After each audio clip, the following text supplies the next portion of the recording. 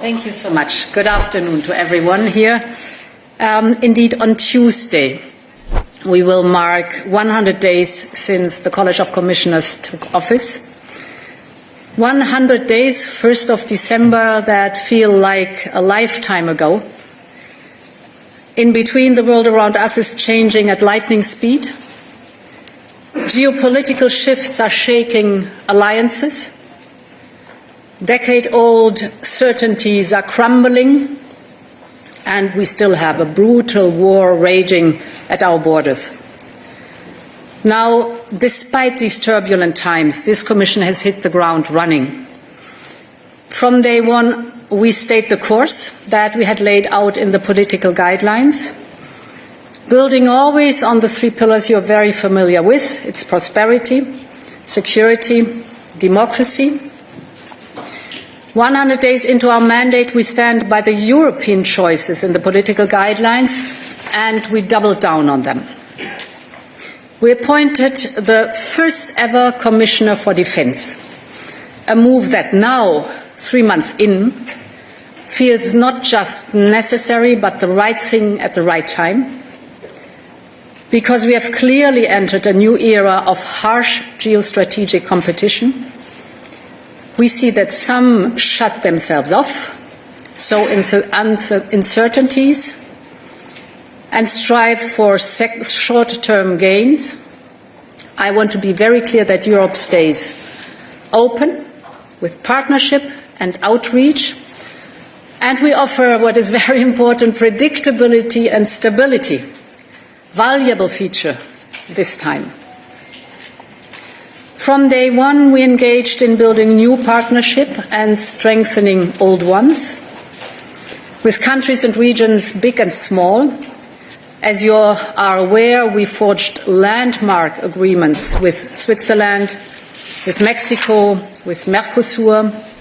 With Mercosur, we achieved a major breakthrough in the negotiations that lasted more than 2 decades. And we created a market for consumers of 700 million people, while protecting vulnerable sectors. We reignited trade talks with Malaysia. We re-engaged with the CARICOM countries. And in India, the world's largest democracy, which I visited last week with the College of Commissioners, we deepened cooperation on trade, on technology and innovation. I agreed with Prime Minister Modi to aim for a conclusion of the free trade agreement still this year.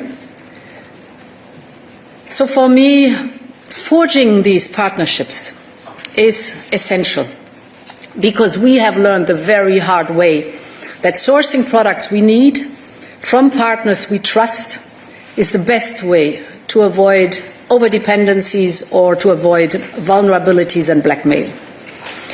And this is, of course, the best way then to build strong economies. Now, all this work, prosperity, security, the democracy, all this work begins at home. And therefore, let us shed a light on what we did at home. First, on prosperity. Since the start of the mandate, we have delivered 8 initiatives to make Europe more competitive, and 3 more are in preparation. We started with the competitiveness compass. As you know, this is the translation of the Draghi report into a Commission communication, basically showing the roadmap ahead of us, our North Star for a stronger, more prosperous Europe. And it works hand in hand with the Clean Industrial Deal, here supporting energy-intensive industries and clean tech, the joint roadmap for decarbonization and competitiveness. And the day we agreed the Clean Industrial Deal in College, I also discussed it with the European industry at the Antwerp Summit. Now, in parallel, we're zooming in on sectors that are key for Europe's industrial base and are undergoing the biggest transitions. So this is the reason why I started engaging directly with agriculture, the agricultural sector. We have now the vision for agriculture. I engaged directly with the automotive industry with a strategic dialogue for the automotive industry that resulted in the action plan. And we started the dialogue with the steel industry, and an action plan on steel will come soon. Others will follow. Other strategic dialogues will follow. In parallel, we are busy cutting red tape. You are aware of the 2 omnibuses that started. And last but certainly not least, this week I signed a new pact for European social dialogue, and we proposed the union of skills because the social market economy is at the heart of the prosperity of the European economy. On all these, the direction of travel was always clear. What has changed in these 100 days is the new sense of urgency. Because something fundamental has shifted. Our European values, democracy, freedom, the rule of law, are under threat. We see that sovereignty, but also ironclad commitments are called into question. Everything has become transactional. So the pace of change has accelerated, and the action that is needed has to be bold and determined. Consequently, this week brought unanimous support for Rearm Europe. You're familiar with the 800 billion package for defence. And that is historic. This can be the foundation of a European defence union. We will drive the Rearm Europe plan forward with full force. The idea behind it is we must unleash the full potential in the face of concrete threats. And if we can team up with other like-minded countries, such as the UK or Norway or Canada, the potential is even greater. And it's important to state that economic strength and Europe's plan to rearm are 2 sides of the same coin.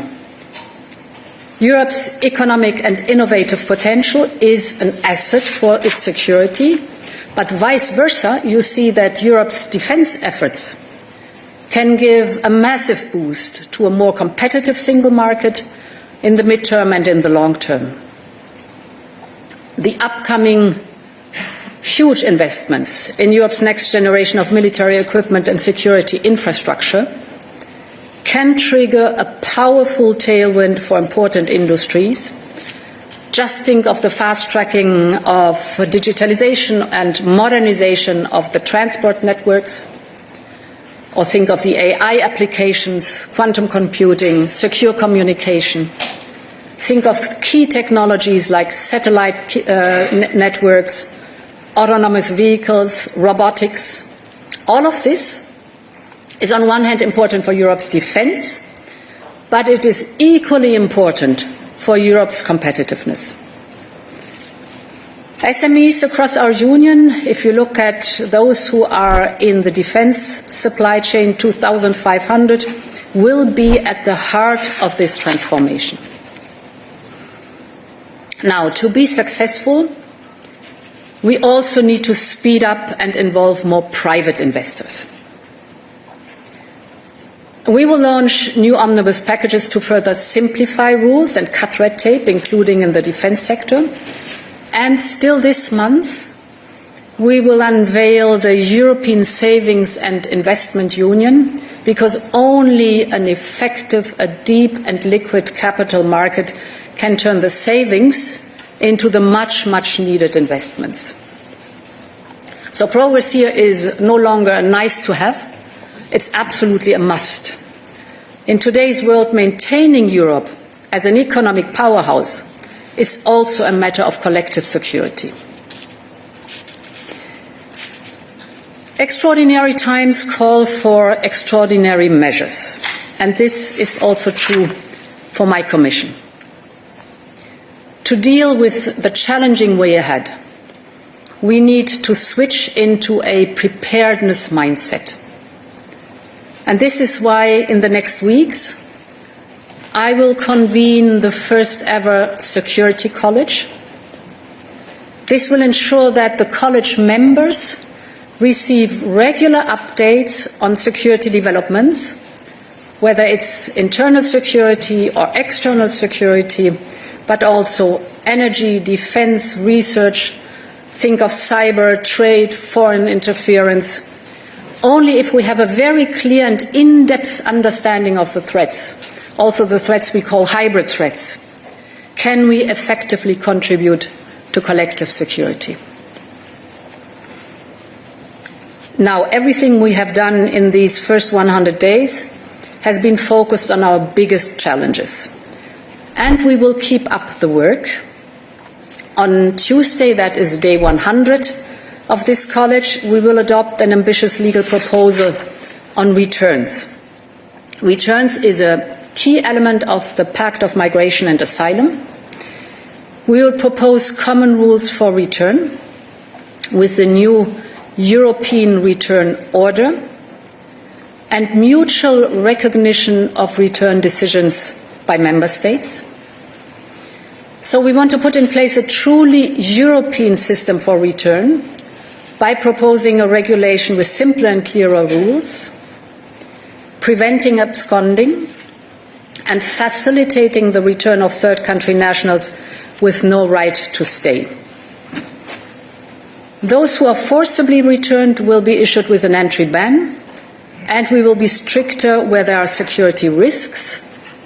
We will be assertive, but we will also make sure that we will act in full respect of our obligations under international law and fundamental rights. To conclude, the Commission is ready to tackle today's crisis. We need speed, we need scale, we need determination. We have a once-in-a-generation chance to build a stronger, a more prosperous, a more secure Europe. So let's seize the moment because it's Europe's moment. Thank you very much. Thank you, President. And we can open the floor to questions. We'll start here in the middle, please, in the front. Yes, you.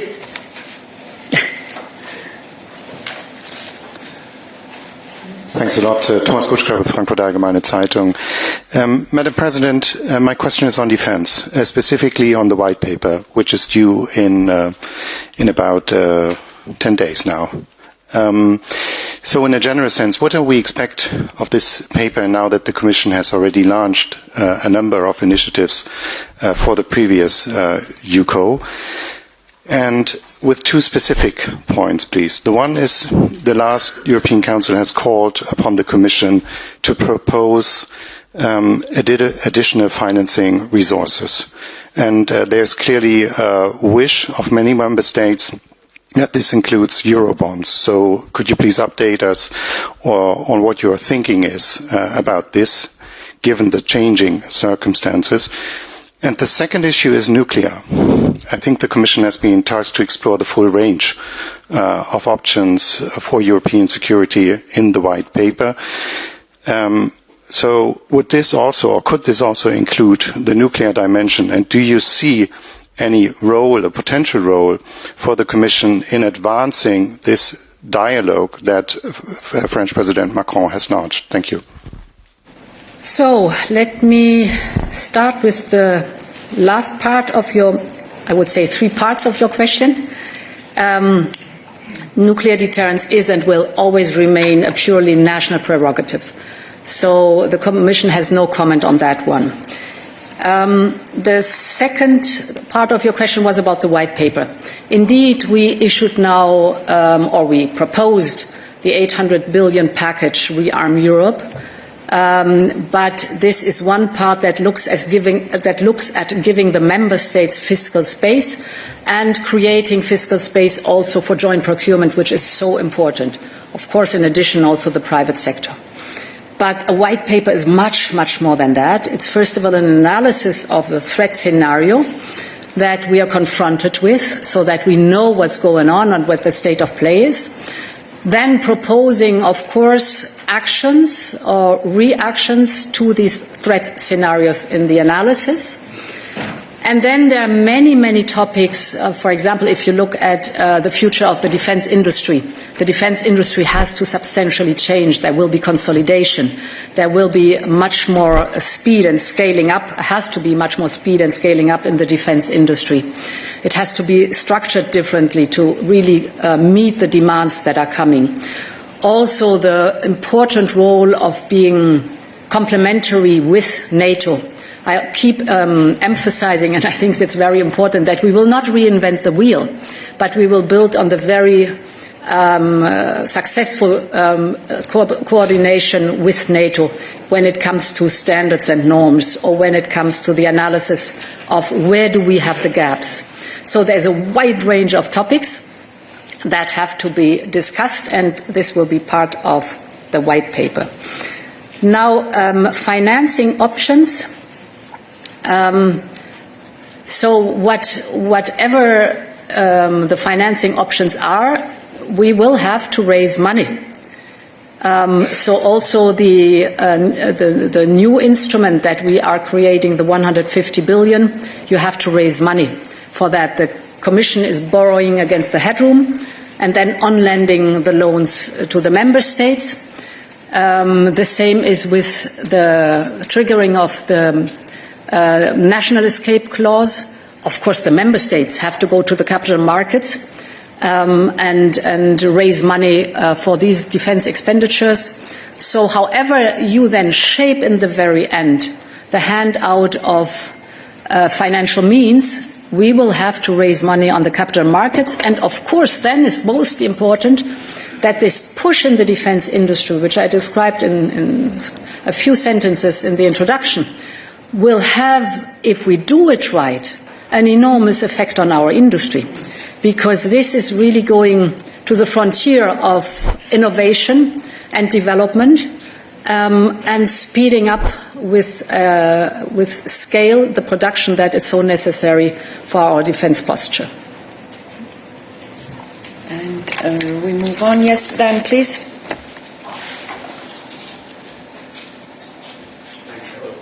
Dan Michaels with the Wall Street Journal. About the omnibus and simplification and cutting red tape, the initial reaction of the business community was essentially nice start, but you've got a lot more work to do. I guess to use your words, you need to be bolder and more determined. Do you think, given the pushback that there is from other parts of society and other interests, it's possible to achieve what business is pushing for, especially when the United States, under President Trump, is deregulating, or in some cases just appears to be set to throw away a lot of regulations? Thank you. It's about simplification. And on one thing we are very, very clear. We have our common goals cast in law, that is climate neutrality by 2050 and at least minus 55% by 2030. How we get there is flexible, pragmatic and adaptable, technology neutral. That's very important because it's a huge transformation. The global economy is undergoing. No one has done it before. So you have to be willing and able to adapt all the time without leaving the sight on the goal that we have agreed together. I think this is very important for that. For this also you need simplification and speed. And I'll give you an example from taxonomy. I think this shows why you can have both goals, stay true to the goal and be faster and simpler. Taxonomy, with the changes we introduced, 90% of the companies are out of the scope, so do not have to deliver on reporting on taxonomy. But what is affected is only 1% of what is actually it's a carbon border adjustment mechanism, 1% that is coming to the market. So 1% of carbon footprint is affected by that, 99% not. And these are points where you see that simplification can be done without letting the goal out of sight. So, yeah. Let's proceed here on the right, Virginie. Oui, bonjour, Virginie Maringue du Monde. J'ai deux questions. La première, à propos des États-Unis, vous continuez à en parler comme un allié. J'aimerais savoir ce qui, dans le comportement des États-Unis depuis 6 semaines, vous fait penser que c'est encore un allié, d'où ça sort. Seconde question, pour rebondir sur la question de Thomas, vous avez dit des temps extraordinaires appellent des réponses extraordinaires. On parlait là de défense. Vous avez annoncé que vous alliez convoquer un collège de la sécurité. Mais sur les questions de financement, encore une fois, je reviens là-dessus, les États membres vous ont demandé d'explorer des pistes pour qu'il y ait plus de financement. Quelles sont les pistes que vous pensez pouvoir explorer au-delà de ce que vous avez d'ores et déjà annoncé pour les 150 milliards et l'espace budgétaire? Est-ce que c'est le mécanisme européen de stabilité, un emprunt commun, autre chose? Enfin bon, parce que vous nous avez parlé de l'union des marchés de capitaux, rebaptisée union de l'épargne, j'ai oublié, je sais plus quoi. C'est la même chose, mais côté public, où est-ce qu'on peut trouver de l'argent et comment? Merci. Yeah, I mean, it's a huge amount that we are offering now to member states or for joint procurement, 800 billion. So that's enormous. And therefore, I think we will focus now on delivering the legal proposals, which is under time pressure. We are under time pressure to do that. We want to do this before the next European Council. And this is where the focus is on. Of course, if there are interesting ideas, I'm absolutely willing to look into this. But the tasking of the European Council was very clear, that we deliver on the national escape clause and that we deliver on the proposal with the new instrument with 150 billion euros in loans for joint procurement.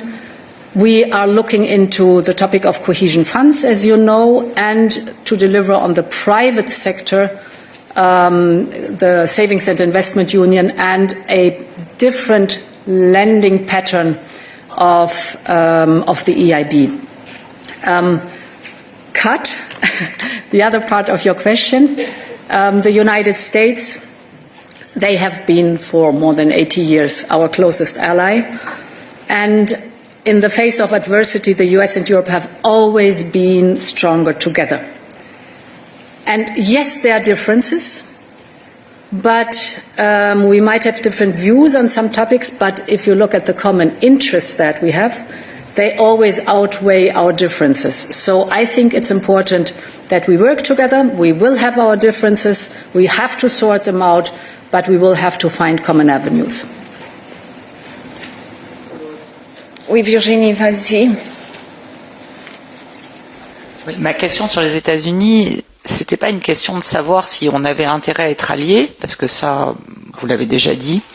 C'était vraiment, depuis le 20 janvier, qu'est-ce qui vous fait croire dans le comportement de l'administration Trump que ce sont encore vos alliés, nos alliés? Voilà. Est-ce qu'il y a des éléments, des choses qui ont été faites, des choses qui ont été dites, qui vous font encore croire possible que les États-Unis soient les alliés de l'Union européenne, des Européens? Okay, got your question. Of course, the United States are allies. This does not mean that the pattern that we had the last, at least 25 to 30 years, if not longer, that the pattern is still the right one, that the bulk of the defense responsibility lies with the United States and not with all the other allies. We have to do our homework. We have to fulfill our responsibilities. We have to take them on our shoulders. And therefore, the first step with the Rearm package is so important, to make very sure that we need really to step up our own defense. Being allies does not mean that there is an imbalance in the responsibility or the burden that has been shared. I was present in 2014 as Defence Minister in Wales when the 2% were agreed. Well, we know today where the figures are. And we know that we will need more than 2%. The Secretary General of NATO speaks of north of 3%. And this is a call that goes to all of us in the alliance, or all those in the alliance. So the European Union really has to step up. The member states in the European Union have to step up. Some have already, have done their homework without any question, but others have not. And then when we're doing this, we should do it in a smart way. Therefore, this double approach On one hand, as every member state is different, they need the national fiscal space to do what is necessary in their national posture.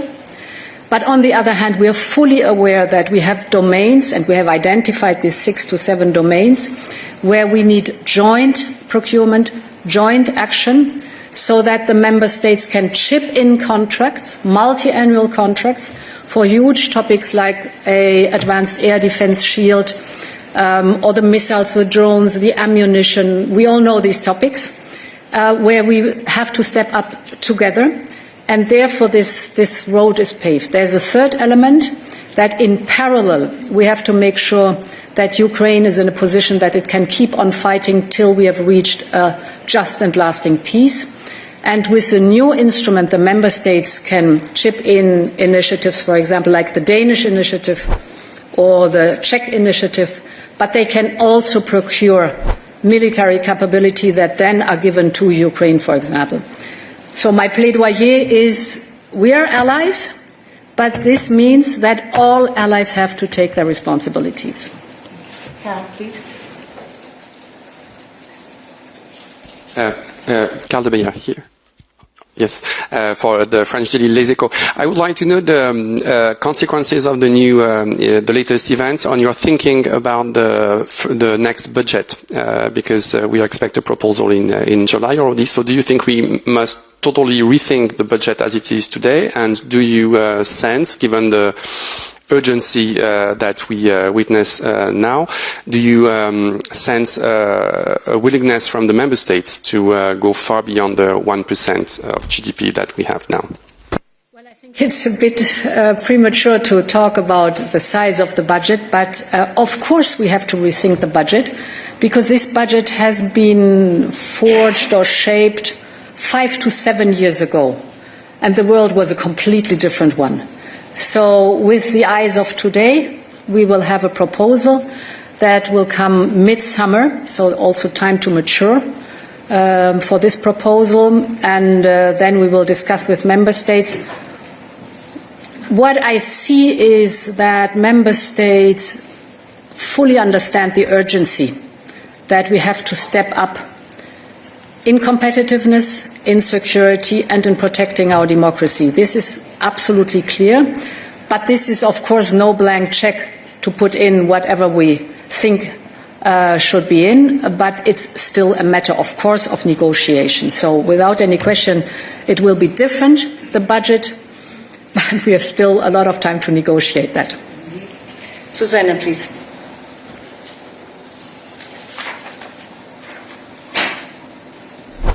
Thank you.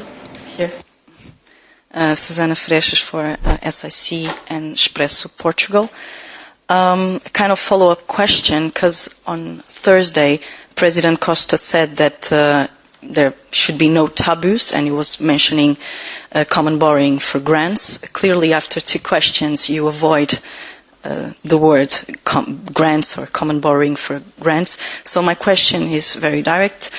Do you think that there is no need for common borrowing for grants? So this is my first question. And if I may, a follow-up question also regarding the relation with the US.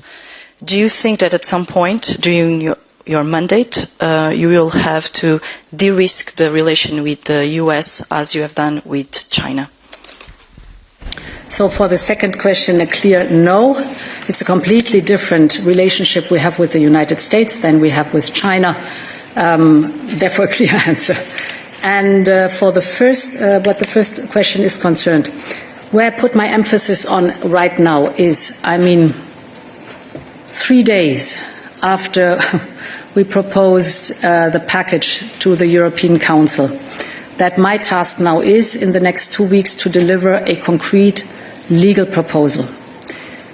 Nothing is off the table. I'm open for whatever is necessary. Get me right. But to start a debate 3 days after we've done a proposal that was unanimously supported, with a lot of positive replies from everywhere, to come with new thoughts, I think is too early. As I said, nothing is off the table. I'm willing to explore whatever member states, and they've asked for other things too. We can discuss then other scenarios in the next European Council. This is the decision of member states and, of course, the president of the European Council. But my task now, 3 days after such a big step forward, I mean, it's unprecedented that in defense we are supposed to provide this enormous possibility to the European Union. I focus now on the legal proposal, which will be tricky enough. Jeff, please. Anselm Stern, Second German Television. Germany is going into debt. The EU is lifting the European debt brake. How much is the European Stability Act in danger? Yeah.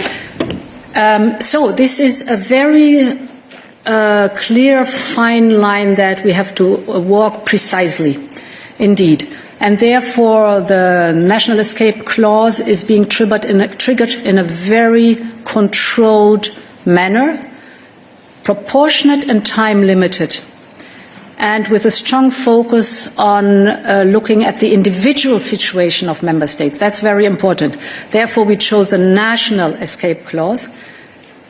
If I may say, in COVID, it was the general escape clause, and it was open to everything and for everybody. Here, it's very targeted and very controlled. It gives fiscal space on defense for a period of 4 years. This fiscal space is potentially generous, yes. Member states can rise to 1.5%, increasing on GDP. That is an enormous sum that is there potentially. And therefore, if we do it in such a controlled manner, while keeping the rest of our binding rules, don't forget that the Stability and Growth Pact is very strict on everything else, this can also be a much-needed boost and investment in the European economy and thus the European prosperity and our competitiveness. I put so much emphasis on it because if you look at the state of play today, 80% of the investments in defense, which are already billions, are going abroad, outside the European Union. 80%. This is good jobs, lots of research and development outside the European Union. Only 20% land here.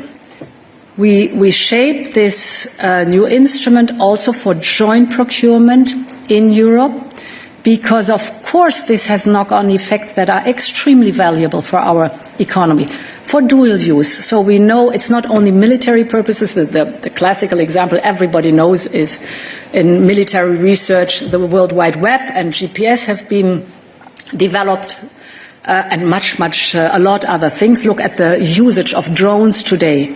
In the civil sector. It's vast. It started in the military sector. So we have a huge potential in research and development with spillover effects in the civil economy, plus vice versa. We also know that the civil economy is contributing a lot with innovation and research to the military development. And therefore, if done carefully, controlled, properly, it can be a huge opportunity. Angela, please.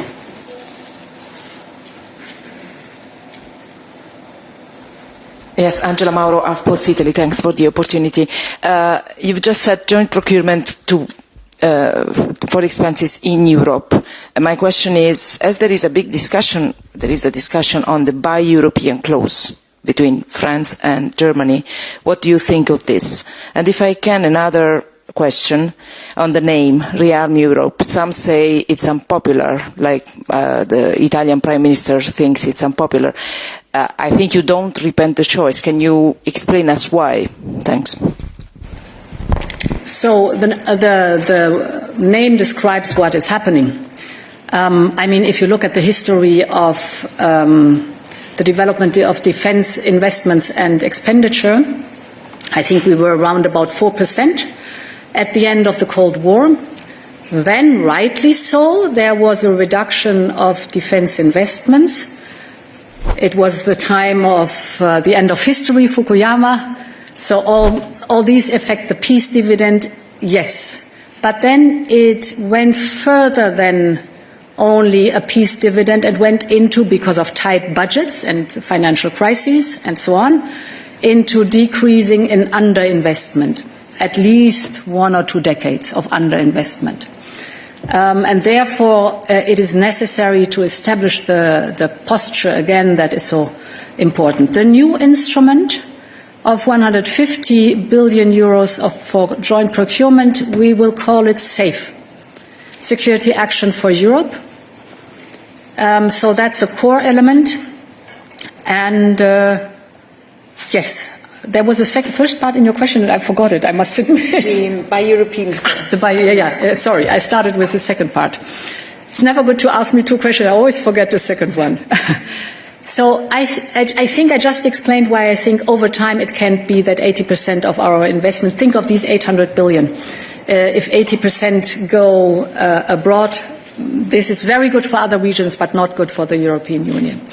I'm aware of the fact that this is a gradual increase of buy European and that we have to think about what includes Europe. For example, we have strong ties to our British friends, or I remember very good connections to Norway, excellent in submarines, for example. So we have to think smartly how we do this, but that in general it has to deliver also on research development and good jobs. Here in Europe is for me very important. Why do I say gradually? Because the reason that at the moment we're buying 80% outside of the European Union is that we needed, and we need urgently, the capability, and they were not here. So we also have to rethink the functioning of the European defence industrial base. There needs to be consolidation. There will need, on our side, we need reforms of the procurement directive, for example, that you can chip in existing contracts already, and many things like that that are hindering today defence companies to work seamlessly together and thus scale up and speed up the process. Perhaps a last comment on that one for me is exemplary, the unbelievable speed and quality in Ukraine of the defence industry. There was almost nothing when the war started.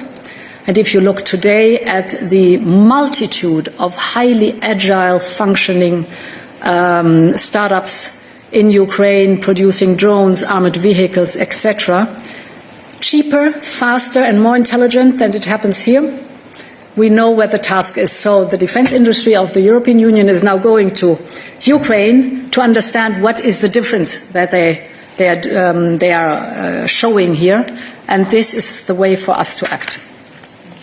Jérôme. Jérôme Cartier de l'agence France Presse. Vous marquez les 100 premiers jours de votre second mandat. Donald Trump va bientôt marquer les 50 premiers jours de son second mandat aussi. Et depuis son retour, il a multiplié les attaques contre l'Europe, soit directement, soit par la voix de son vice-président. Vous avez évoqué aussi la nécessité d'un dialogue avec Washington, et on a le sentiment très net que la Maison-Blanche n'est pas pressée de rencontrer l'Union européenne. Est-ce que vous croyez aux vertus d'un face-à-face avec Donald Trump, et est-ce que vous travaillez en ce sens? Est-ce que vous souhaitez le rencontrer, en d'autres termes? So I first met President Trump when he was in his last year of his first mandate, and this was the first year of my first mandate. So we've met already. We had a phone call. We spoke with others in the G7 VTC. So there are contacts, but I think also we will have a personal meeting when the time is right. And this is the state of play at the moment being. Yes. Alexandra, please.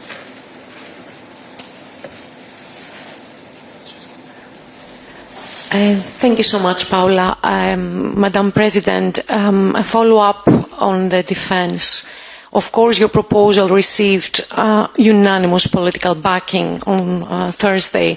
However, there is some discomfort in some member states about the possibility of these initiatives to open, you've mentioned yourself, to like-minded EU partners. I'm from Greece, Alexandra Voudouri from Greek Daily Kathimerini, so you I think you know what I'm referring to. Are you planning in the white paper to consider these concerns? And second question, if I may, 100 days, too many initiatives, too many plans. Would you have done anything different? Are you happy with what you delivered today? Thank you. Yes, I'm happy with what I delivered today. No, seriously, if you would have asked me, I don't know, 6 months ago, I would have very strongly focused, of course, on the prosperity part, because there was a good reason why at the end of my last mandate I asked Mario Draghi to write this report, and it came out as an excellent report, in my view, as an excellent report, so I knew focus on that one and be really strict on that one. But many, many other things, little did I know how much the world would change. Now, what like-minded countries is concerned, indeed, we have to find a good formulation and a good frame to work on that one. And you exactly described what we're doing right now. We're listening to all of the different interests and stakeholders to find a balanced approach. But I hope I explained understandably what the trade-offs are and how important it is here to find the right balance in the white paper then.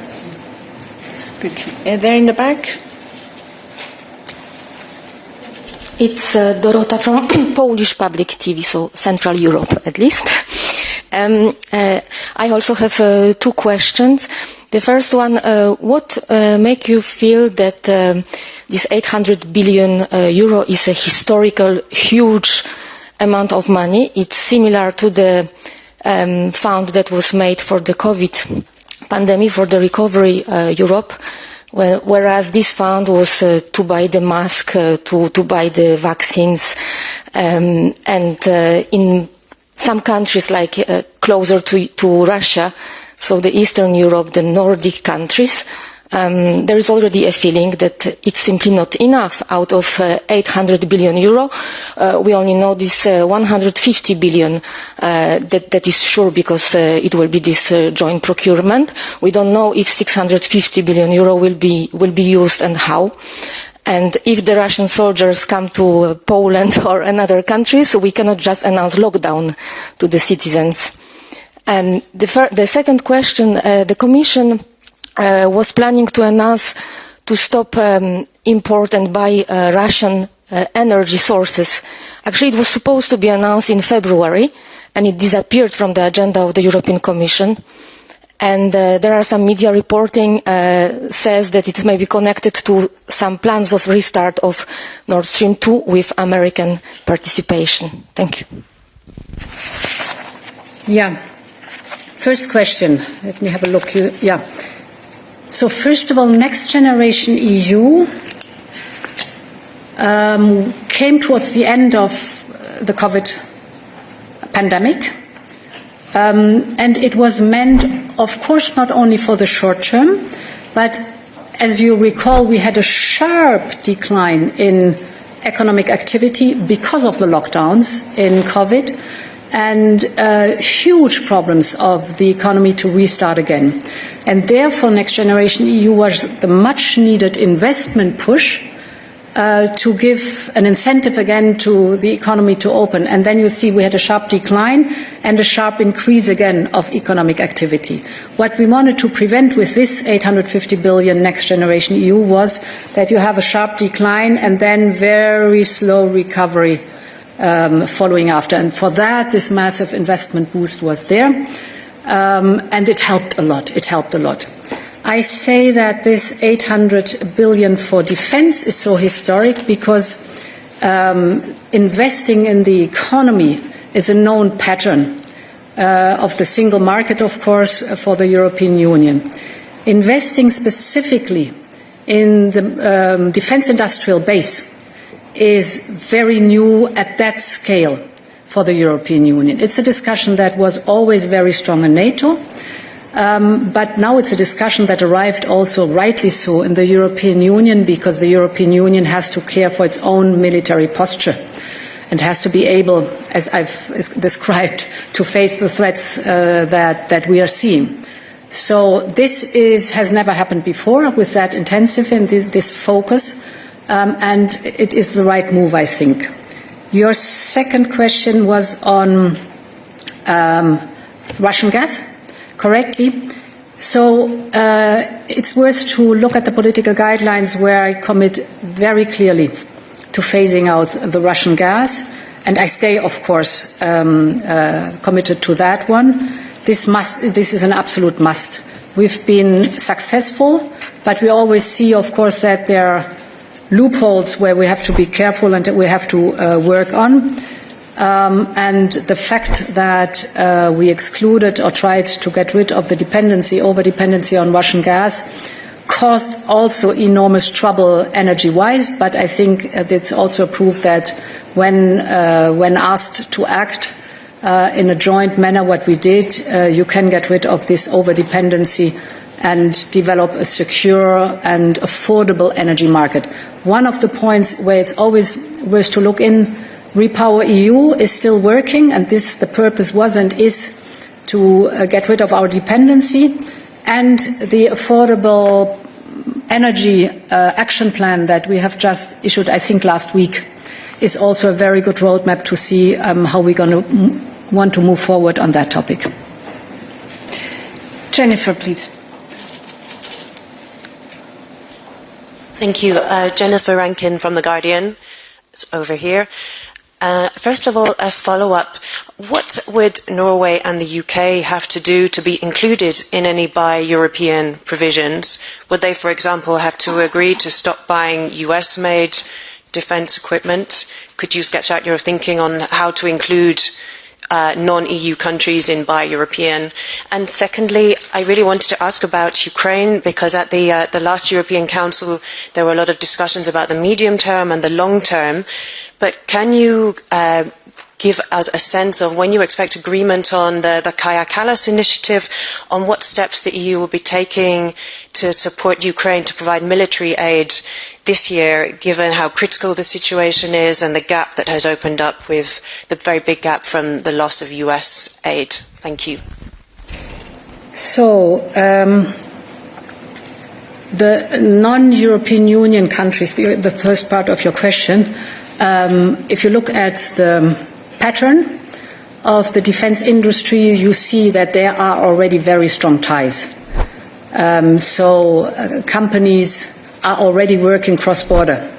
We do not have to reinvent the wheel. We have to think about a smart mechanism, how we can use this cooperation that is already established and at a high level of quality. I wish for more speed, but the level of quality is very high. Ukraine, we have made sure that the financing gap for the economic survival of Ukraine is closed. This in 2025, focusing on this year. And indeed, I mean, if you look at what the European Union delivered overall, it's 140 billion euros, and this includes the economic survival or stability of Ukraine in the year 2025. If you look at the military supply, 52 billion euros have been worth military equipment have been supplied to Ukraine, actually on par with the United States. Here we will have to step up without any question. This initiative, Rearming Europe, helps a lot because it gives in two ways at least, and the third one is the possibility of private investment also. Possibilities to be faster and more targeted in supporting Ukraine.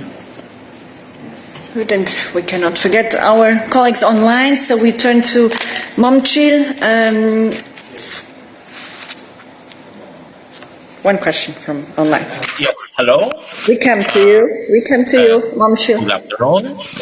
President, I have two questions. First question, President, last year during a pre-election debate, you said that parties like Revival in Bulgaria and others in other European countries want to trample our values and destroy our Europe.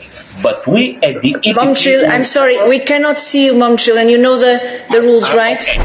We need to be able to see you. Do you see me now? No.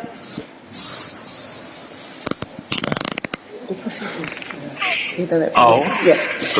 Okay, I'm sorry, Momchil. We'll have to proceed here in the room. So, Mark, please. for once I'm happy IT doesn't work always so well. Sorry, Mark Papercorn, I have one question only for you.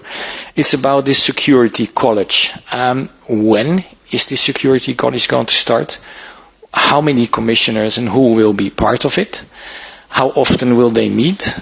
And what is their task? Are they preparing conclusions? Because then you get a kind of a division between A and B commissioners, and you know how sensitive this is. Thanks. So the Security College will include all the commissioners, because you've just given one very good explanation for it. But the second is, if I may say so, that almost every topic could be involved. If we think back 4 years, never would I have been able to foresee how topics can be instrumentalized to drive a hybrid attack against us. Let's start with Russian gas.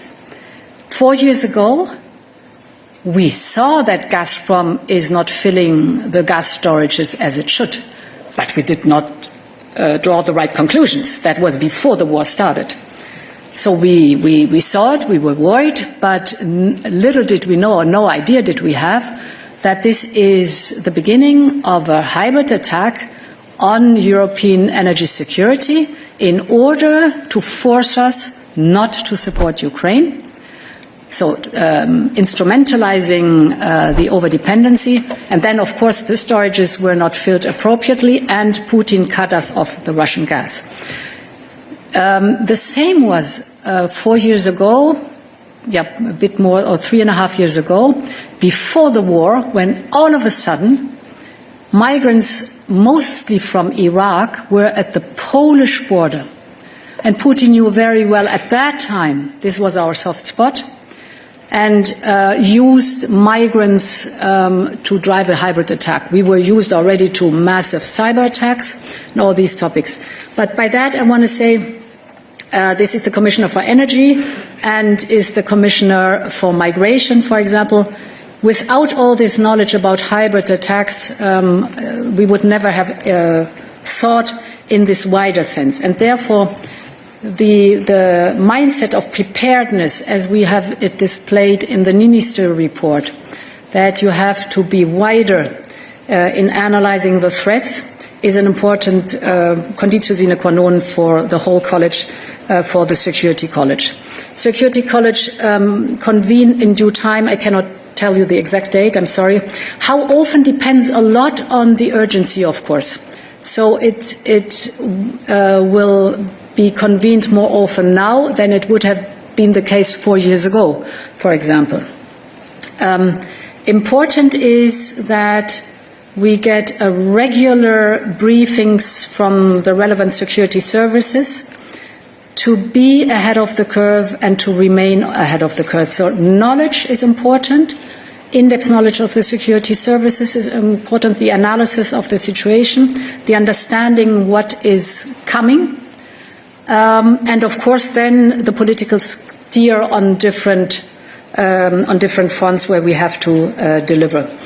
I think it's important because I realize also in the discussions that we normally have in the college, we are very focused on the files that we deliver during that day. That's good.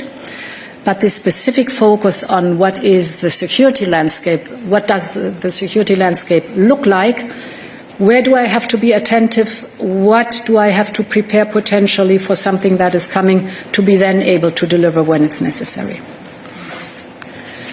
Henry, please.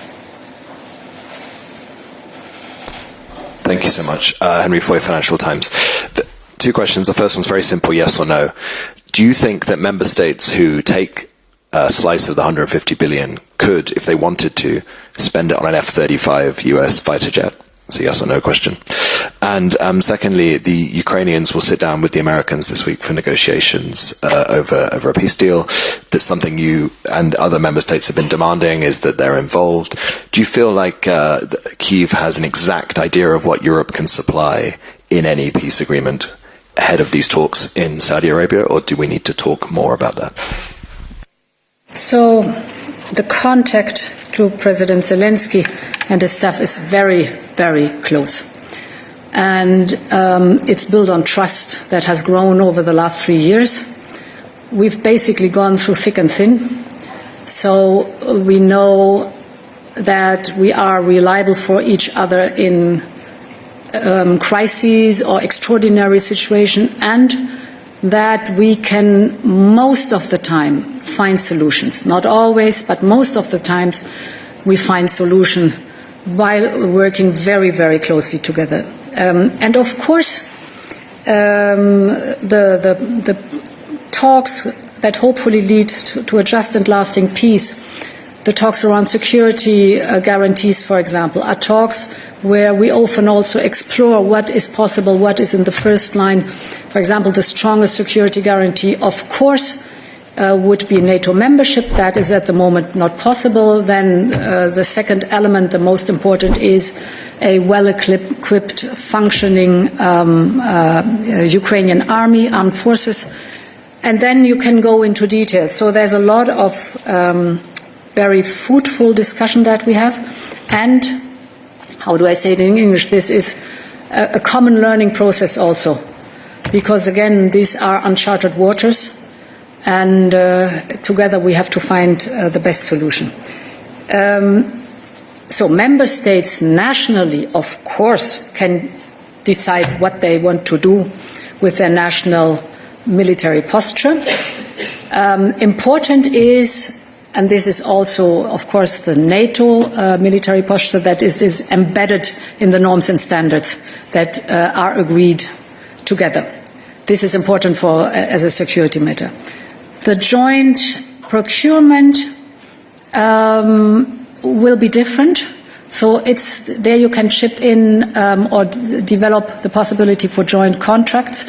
Important here is 2 or 3 or more, 5, 6, 7 member states agree on a joint procurement domain. I think very important is what was not possible so far. You can come later to the contract without doing the whole process again. And these contracts can be multi-annual, for example, to give you an example for the features that we are discussing and putting on paper right now. Multi-annual also was not possible right now, a constant complaint of the defense industry. And of course there are more possibilities for the defense industry really to deliver fast and effective. Good. David, please. Thank you very much. David Carretta, Radio Radicale, Italian radio. You've said several times that the US are still ally. But after the decision that the Trump administration took on Ukraine, suspending military aid, suspending sharing of intelligence even for air defense, yearly detection of mass missiles, the fact that the Vice President has campaigned and is campaigning for anti-democratic forces in Europe, in the EU, would you say that the Trump administration is still an ally, or it's time to confront them in a different way? Thank you very much. So my position is clear. The United States are an ally in the transatlantic alliance. We have our discussion points without any question. And who am I to speak about? I just realized about the transatlantic alliance. From the viewpoint of the European Union, I think it's a very strong wake-up call and Europe's moment now really to step up in defense and giving ourselves the posture that we need. Yeah. Okay, good. So we're coming to an end. The final 2 questions. Here, please. Yes, you.